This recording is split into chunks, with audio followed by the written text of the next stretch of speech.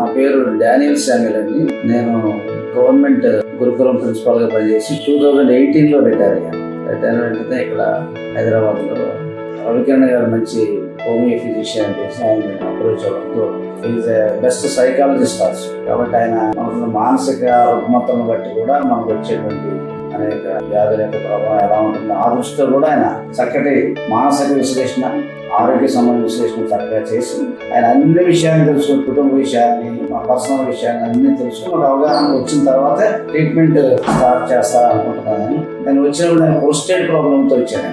కాబట్టి ఆయన ట్రీట్మెంట్తో అది చాలా వరకు నాకు కంట్రోల్ అయింది. 2021లో వచ్చినటువంటి కరోనాలో అన్నోయింగ్లీ మై HbA1c రిపోర్ట్ అంటే 3 months యావరేజ్ ఇస్తారు కదండి, లక్ష. ఆ రిపోర్ట్ 14.5 వచ్చింది.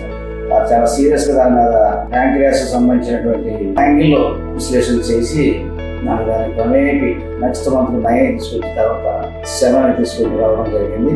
అంతేకాకుండా డయాబెటీస్ సంబంధించినటువంటి ఎయిల్మెంట్స్ ఏమేమి ఎఫెక్ట్స్ వస్తాయో వాటన్నిటిని దృష్టిలో పెట్టుకుని ఎప్పటికప్పుడు నేను వచ్చినప్పుడల్లా అన్ని విషయాలను అడిగి నన్ను స్పెషల్ కేసుగా ఆయన ట్రీట్ చేశారని నేను అనుకుంటున్నాను.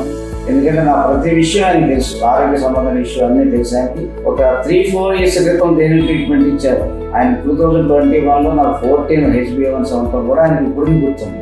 అంటే ఆయన రోగుల్ని అన్ని యాంగిల్స్లో చూసి మాత్రమే ట్రీట్మెంట్ ఇస్తారని నేను అనుకుంటున్నాను. అంత బిజీ షెడ్యూల్ ఉన్నప్పుడు కూడా ఏదో హరీగా మెడిసిన్స్ రాసేయడం కాకుండా ఆయన తగిన టైం ఇచ్చి రోగులు ట్రీట్ చేస్తారని నేను గట్టిగా చెప్పగలను.